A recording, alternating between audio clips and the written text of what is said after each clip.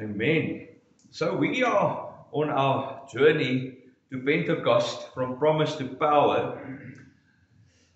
Just to recap quickly, week 1 we spoke the power in the way, week 2 empowered to be witnesses, we spoke on the dunamis power of God, then we spoke about the obedience that prepares the atmosphere, then week 4 we spoke about the sound that shifts things, then we looked at what that sound is and what our role is in God's global plan, and that's to disciple and impact nations and reflect heaven's values on earth and to stay united with the global church.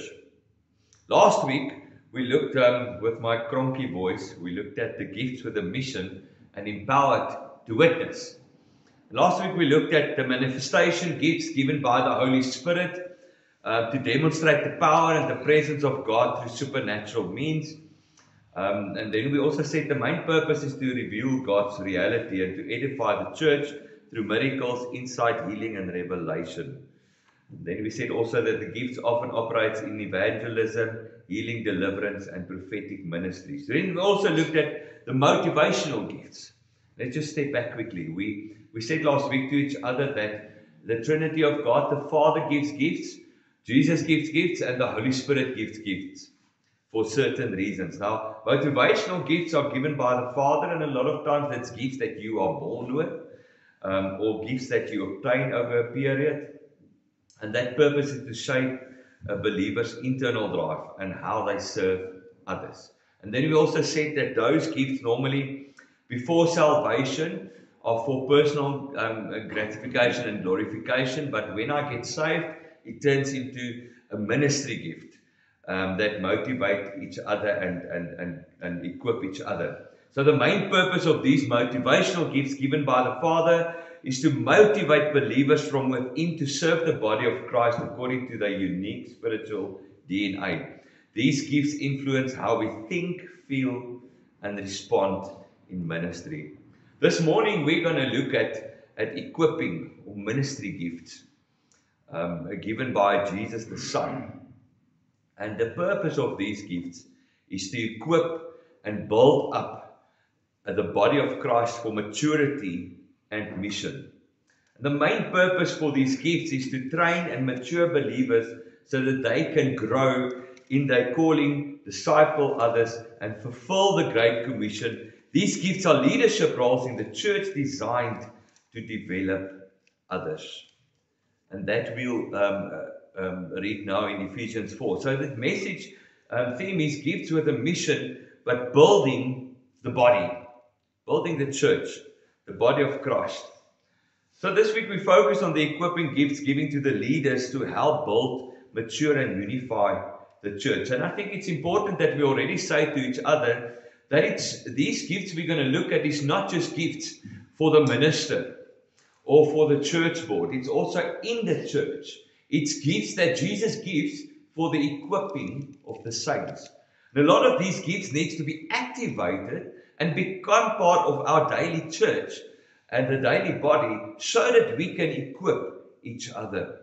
God doesn't just give individuals, He also appoints people to equip the body for its mission. And that's exactly what I said. The church is not a crowd. It's a body, a family, and an army equipped for a purpose. And that we need to be able to say to each other that we're not just a crowd. We're not just a bunch of people. We are a body. We are a family. And we are an army equipped for purpose. You see, whether we're in this church or this church and this church, we all form part of the body. And the Word of God says that, you look at the body and you look at your pinky and your klein twinkie. You know, if you don't have a klein twinkie, you lose your balance. Because that's how important that part of the body is.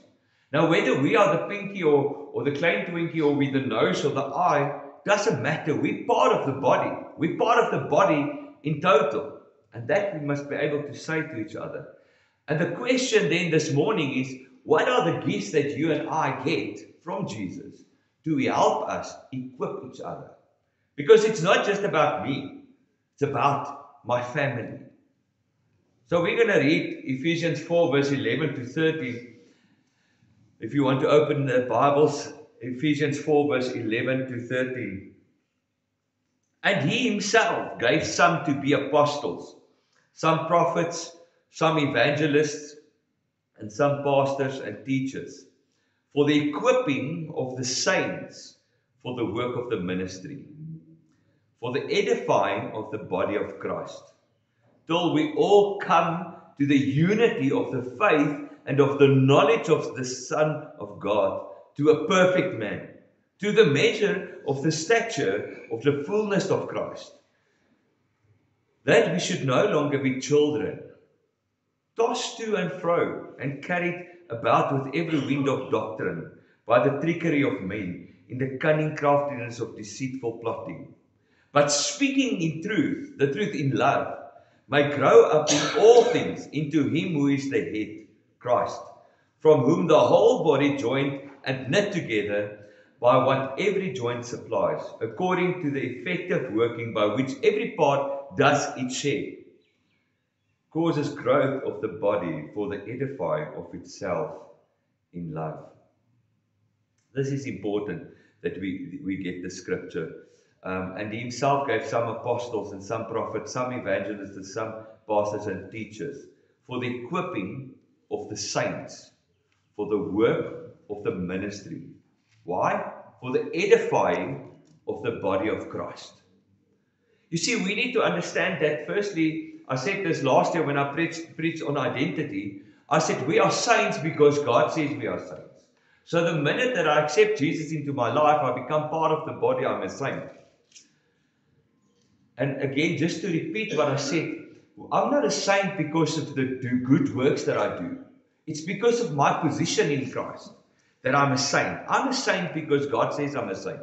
Not because of how good I'm at this and how much money I give into the church or how many of the gifts He present in my life. That's not what it's about. It's about your position in Christ. It's about the fact that you've accepted Jesus into your life. That makes you a saint. And that is why there's equipping of the saints for the work of the ministry. So what this gift is about is equipping you and I for the work of the ministry. Met ander woorde, for evangelizing. To reach people for the kingdom. That's why we get these gifts. So Jesus gives leaders to equip the church. Yes, He gives leaders to equip the church. But it's not just the leaders that get these gifts. It's not always an appointed person in a church that is an apostle or a prophet or an evangelist. Verse 11 again, Christ Himself gave the apostles, the prophets, the evangelists, the pastors, the teachers to equip His people for works of service. These are the 5 gifts, and they're not ranked. They're not ranks. It's not the apostle is higher than the pastor or the evangelist. It's not ranks. They exist to help the church become strong, unified, and spiritually mature. Now we're going to look at those 5 gifts, and we're gonna just pull it a bit into our understanding about the gifts that we walk with.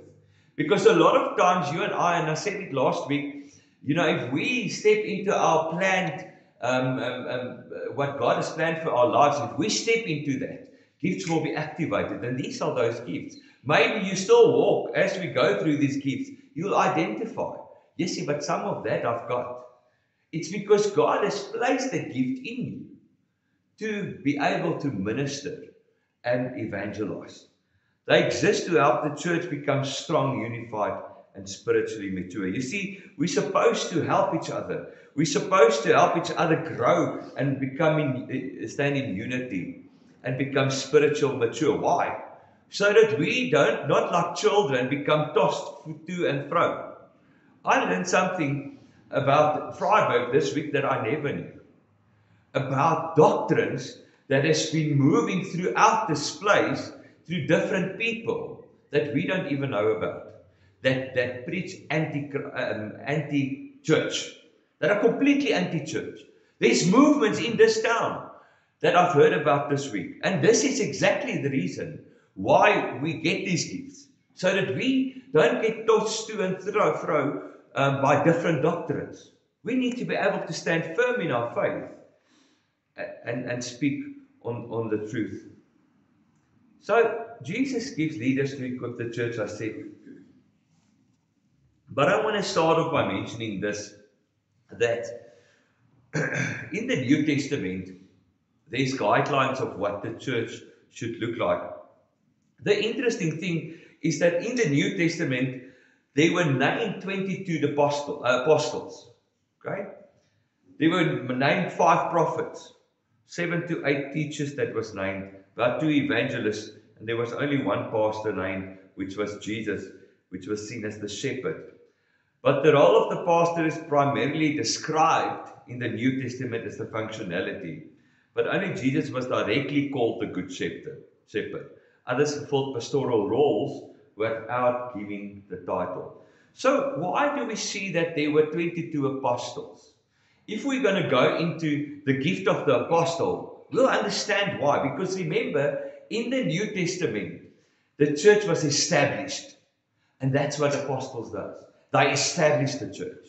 And hence the reason I believe there were more apostles mentioned in the New Testament. So let's look at the apostle, the first gift, the gift of the apostle. The Greek word apostolos means that one who is sent.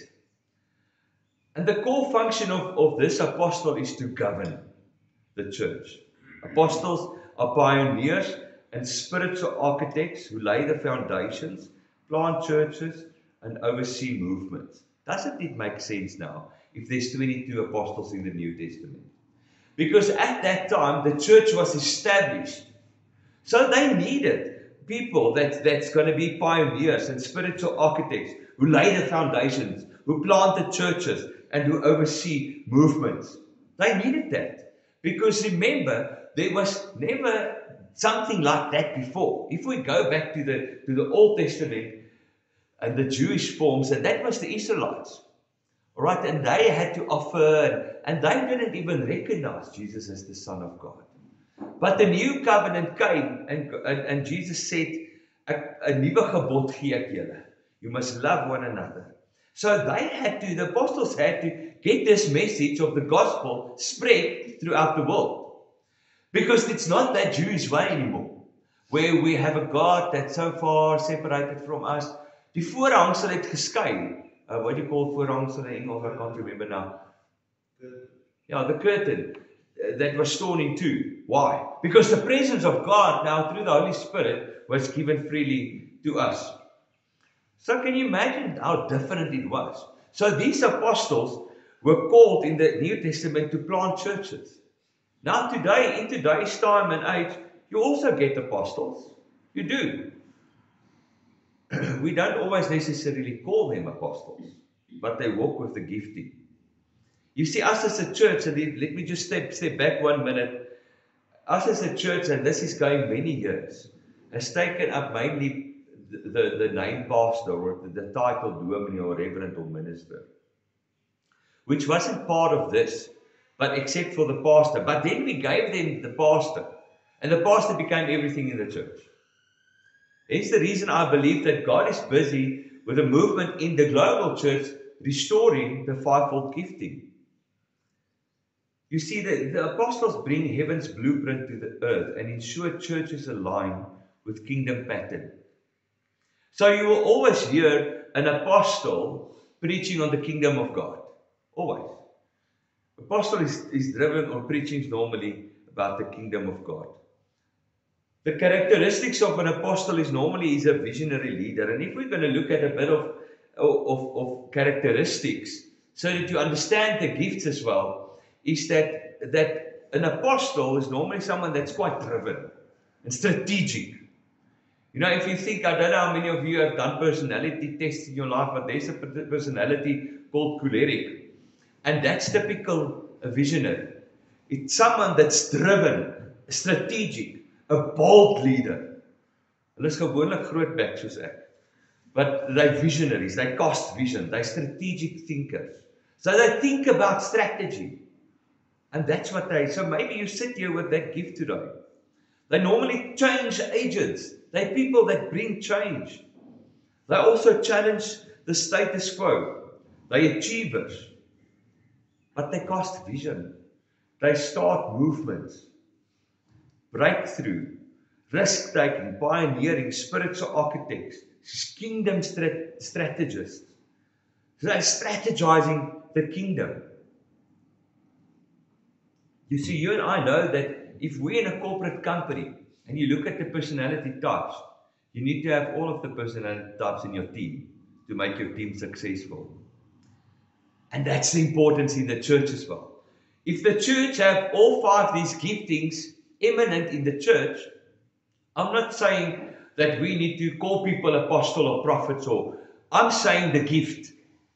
Because the gifts are the things that are important. An apostle normally can operate in multiple gifts, not just one gift. They pioneers to settle in a new country normally. They're fathering, mothering, anointing. In other words, they can take people under their wings and help them grow and develop. They also bring order and vision, correction and alignment. And a biblical example of an apostle is the Apostle Paul. And I think he was one of the ultimate, for me, the apostles. I love his teachings. So that's apostles. The second one is prophets, which the Greek is prophetus, one who speaks forth. The core function of a prophet is to guide. Prophet speaks the heart and the will of God. They bring revelation, direction, warning, and encouragement. So someone with this gift will normally say, but the Lord's heart is about this. The Lord's heart in this and the will of God in this situation is that. The characteristic of a prophet is a discerned truth speaker. Values accuracy, depth, truth, insightful. They future focused, principled. The individualist and investigators. They big in discernment, boldness in truth, spiritual sensitivity, deep feelers, justice driven, spiritually attuned, and sometimes intense or introverted. So maybe you sit here today with this gifting. You see, discernment, visions, and dreams are part of this gift. And they always preach the call to holiness and intimacy. Because you see, they want to usher God's heart into the church. They want to tell the congregations, this is the heart of God for the church. Biblical examples was like Isaiah and Jeremiah and Elijah. See, the role in the church of a prophet is to keep the church aligned with God's voice. They're normally in tune with God, with this gift. They're tuned with God's voice. And that's the prophet. The third gift is that of the evangelist. I'm not going to even try and pronounce the Greek, but that is the correct Greek spelling. But they're the bringer of good news. That's the evangelist. So the core function of evangelist is to gather people. Evangelists carry a burden of souls and revival. You always find evangelists are normally salespeople. Why? Because they've got a gifting to go out and get people in from everywhere. So that's the gift they walk with. The characteristics normally is enthusiastic, they're connectors, influencers, enthusiastic, persuasive, relational, magnetic, people-orientated, energetic, communicators, enthusiast, achievers, high energy levels, loves people, can be spontaneous. Yo, man, these people are just general feel-good people. When you normally get, we must say a good sales rep will sell ice to an Eskimo. And that's almost the evangelist. They will get people into the church because they are so passionate about what they do. They're passionate about salvation. They're passionate about getting people to Jesus. And the biblical example of that is Philip in Acts 8, if you want to go and read up on it. Now, the role of the evangelist in the church is to win souls and equip others for evangelism. To teach people how to become evangelists. The core elements of evangelism, and I just wanted to bring this in so we understand what is evangelizing, is where you take the message out, the gospel, to every believer. and get as many people to love God and love Jesus and accept Jesus. It's to go out. And it's part of our churches, or the church's primary mission is evangelizing. So we need to get people to Jesus. And that's what is our calling. The fourth one is pastor poimen, which is shepherd. And the core function of a pastor is to guard. Pastors care for the spiritual well-being of believers. So we can sit here this morning and think about this as well. Is your calling baby dad of a pastor? Doesn't mean you need to become a preacher. But the gift of pastoring is more than just a preacher. Gift of pastoring is caring for the well-being of others. It's unexplainable that you've got just this love for people, man, and you just want to keep people together. And that's the gift of the pastor. The characteristics normally is a compassionate shepherd, but it's steadiness, loyal, calm, people's first, warm, caring. They help people grow emotionally, peacemakers, compassionate, empathetic, focus on community and care. They're just compassionate and relational. They help wounds to be healed and provide stability. Biblical examples is Timothy, and Jesus obviously was the good shepherd. And it's nice if you go and read Timothy to read everything about what a pastor does. And the role in the church of a pastor is to nurture, discipline, and bring stability, stabilize. That's what a pastor does. So let's think about this quickly. So an apostle plants and makes the blueprint with the prophet that brings in the heart of God. The evangelists go out and get the people in the church. The pastor then takes that person over and protect him. And then you've got the teacher who becomes the instructor that grounds, that teaches, explain and interpret scripture. And that's then a teacher that comes in and teaches the crowd, teaches the church on the word of God. Characteristics of teachers are, they're normally analytical instructors. They're analytical, structured, methodological, detail-orientated, logical, clarity-focused. They're good at explaining doctrines, biblical accuracy, deep study, systematic, loves clarity and depth. And they've got a high value on truth and knowledge. They also have a deep understanding of the Word of God. I promise you, you'll sit with a teacher, and that person will break open a scripture for you like you've never seen it. If somebody's got this gift, it's the gift of teaching the Word of God. Remember, it's about the Word of God. It's breaking open the scripture, the understanding. And this gift is to bring clarity, and clarity on doctrine as well. And biblical examples is Apollos. And then Jesus was obviously the greatest of all. The role in the church is to establish truth and protect from error. That's why teachers are there. So these links a lot to personality types. But they're not fixed rules. And I believe that you're not either an apostle or a prophet, but you have one of them, your strongest gifting operates in the one. But you've got the other parts of that as well in you, like personality types. When you do a personality test, you will always find that there's parts of all personalities, but there's one that you dominant in. And the same, I believe, in the fivefold ministry gifts. There's one that's going to be strong, one that you stand out in, but you will have some of the others as well. The Holy Spirit can call anyone of us into the fivefold ministry, regardless of our personality. But our natural wiring often makes us more inclined towards certain roles. You see, why am I talking about this morning? To bring balance and give people the opportunity to step into their gifting.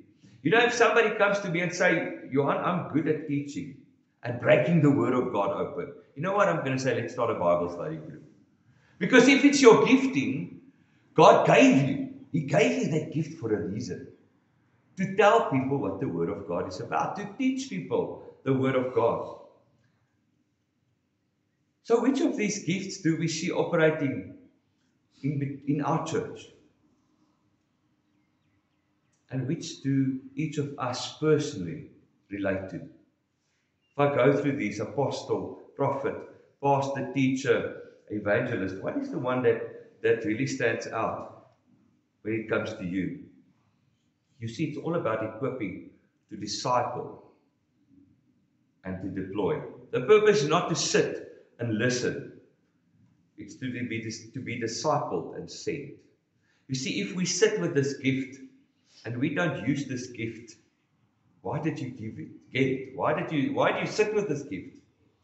Colossians 1 verse 28 says, He's the one who proclaimed, so that He may present everyone fully mature in Christ. Matthew 28 verse 19 says, the church's mission is to make disciples, not spectators. It says, go make disciples of all nations and baptize them in the name of the Father, the Son, of the Holy Spirit. You see, these gifts are to go and make disciples. And when those disciples come in, to teach them in the ways of God, to teach them and help them to grow spiritually. So let's just quickly stand at what is a disciple. Because we so easily throw around this term, disciple. The Greek is mathetes. Don't know how to exactly, but that's the spelling. It's learner, pupil, follower. And the core function of the disciple is to follow and multiply. And there's the important thing. A disciple is a committed follower of Jesus, obeying His teachings and reproducing the same in others. Why am I bringing disciples here? Because all of the apostles were first disciples. They first had to learn from Jesus before they could get the gifting to go into ministry. So if we need to first become a disciple, a devout follower of Jesus, before we can step into ministry positions. The characteristic of a disciple is a learner or a follower, transformed and fruitful, reproduces other disciples. And the biblical example is the 12, Mary of Bethany, Timothy, and then Jesus also selected, I think, 75 disciples later. See, the discipleship program is come and see, follow me, be with me, remain in me, and go and make disciples. It's never just remain in me. It's always that thing about go and make disciples. See, the role of disciples in the church is to model Christ, to serve and grow, evangelize and multiply. So we need to sit this morning and think about this quickly. Am I understanding being a disciple? Because I need to learn. And after I've learned and I've developed, I need to step into my calling and that ministry gift that God has gave us. The difference between a believer and a disciple is that a believer may not fully follow fully. But a disciple lives a surrendered life. Somebody devout to follow in Christ. Believers may seek blessing, but disciples seek God's will.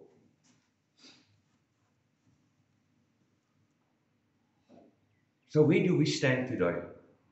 Are you called, gifted? Are you a believer or a disciple? Revelation 3 verse 15 to 16 says, I know your works. You are neither cold nor hot. Would that you were either cold or hot. So because you are lukewarm and neither hot or cold, I will spit you out of my mouth. So my question this morning is, where do we stand? Are we scared of this ministry gift? Maybe because it's out of our comfort zone. Because that's mainly that normally happens. We get these gifts and we now see these gifts. And what they are for. We've given this gift so we can impact each other. We can help each other grow. But now it's out of my comfort zone. Okay, because I maybe have to go to a connect group at 7:30 in the morning to impact other people. Or must go to a connect group, or I must do this, or maybe I'm called to start a Bible study group. It's out of my comfort zone. But what does the word say here? We must either be hot or cold. But because we lukewarm, He will spit us out of His mouth. We need to become hot. We need to become a disciple of Jesus that's devout to the ministry, that's devout to the gospel, to sharing the gospel. It's God's heart for us as a church to be on fire for Jesus. And my prayer this morning is that if you think about these gifts that Holy Spirit gives you, that you recognize these gifts and say to the Lord, Lord, why did you give this gift to me? What was the reason that you gave me specifically this gift? What is it that you want me to achieve in this church, in this town, in this bigger body? What is it that you want me to achieve?